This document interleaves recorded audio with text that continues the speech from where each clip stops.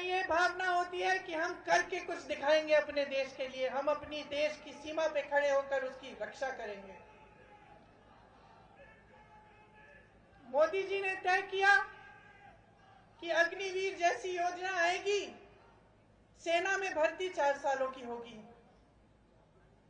जितने भी नौजवान हैं हर प्रदेश में जो तैयारी कर रहे थे, जो सोच रहे थे कि हम सरहद पे जाएंगे, देश की रक्षा करेंगे, हमें स्थिर रोजगार मिलेगा, हम अपने माता पिता की देखभाल करेंगे, जब तक बुढ़े होंगे, जब तक बुजुर्ग हो जाएंगे, तब तक हम उनकी देखभाल कर पाएंगे।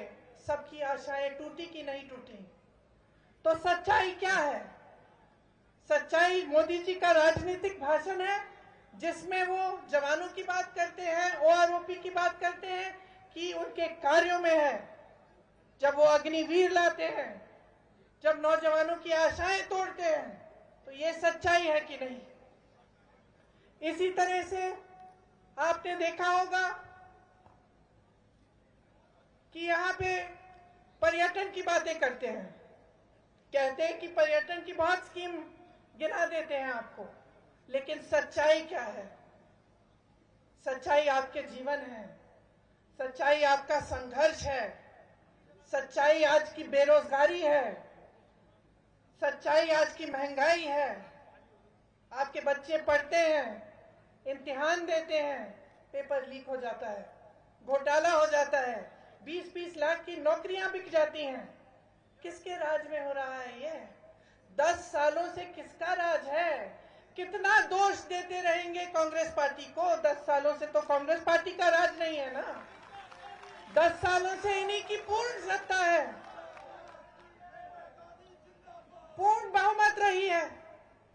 कहते हैं 400 पार और बहुमत चाहते हैं और सत्ता चाहते हैं। 10 सालों में इन्होंने क्या किया है?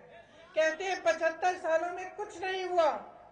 अगर कुछ नहीं हुआ होता तो यहाँ उत्तराखंड का इतना हुनर कहां से आया? आईआईटी, आईआईएम पूरे देश भर में कहां से आए? एम्स कहां से आए?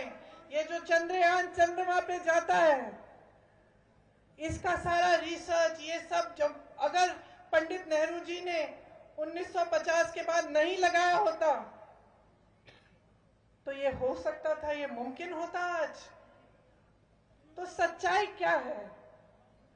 आज इतनी महंगाई है, मेरी बहनें बैठी हैं, आपके सामने कहते हैं कि सिलेंडर का दाम घटाएंगे।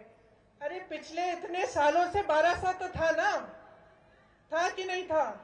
किसका राज था? बीजेपी का था? मोदी जी का था? तो पहले कम क्यों नहीं किया? पेट्रोल डीजल के दाम बढ़ते चले जा रहे हैं।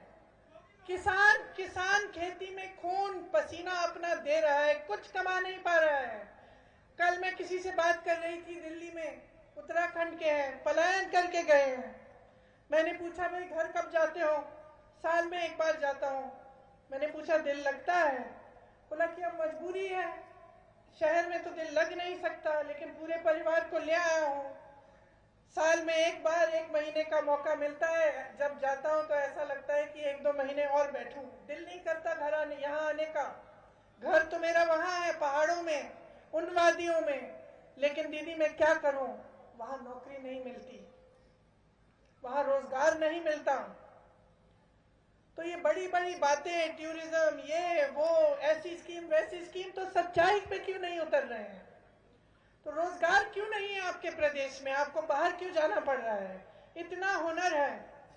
कुछ दिनों पहले मैं विदेश में थी, विदेश में एक रेस्टोरेंट में थी, तो एक व्यक्ति आए मेरे पास कि फोटो खींच लूं मैं आपके साथ। मैंने कहा खींचिए। कहाँ के हैं? मैं उत्तराखंड का हूँ। क्या करते हैं? खाना पकाता हूँ। और उन्होंने मुझे बताया कि कितने हुनर के साथ कितने सारे उत्तराखंडी लोग बाहर विदेश में शेफ बने हुए हैं, बड़े बड़े ऐसे कार्य कर रहे हैं, लेकिन उनको यहाँ पे आपके अपने प्रदेश में रोजगार नहीं मिल रहा है। हम क्या कह रहे हैं? हम एक सीधी सी बात कह रहे हैं, जहां भी जाती हूं मैं यही कहती हूं, चुनाव को मुद्दे पर लड़वाओ। नेताओं को ये कहती हूं, जब मुझे कहते हैं कि भाई मोदी जी ने ऐसे कह दिया, वैसे कह दिया, हम क्या करें, धर्म की बातें करते हैं, मैं कहती हूँ आप मुद्दों की बात करो। 10 साल बीत गए हैं, सब कुछ देख लिया जनता ने, जितने काम आपने करने थे वो कर लिए आपने, देख लिया है जनता ने क्या किया क्या नहीं किया। अब जनता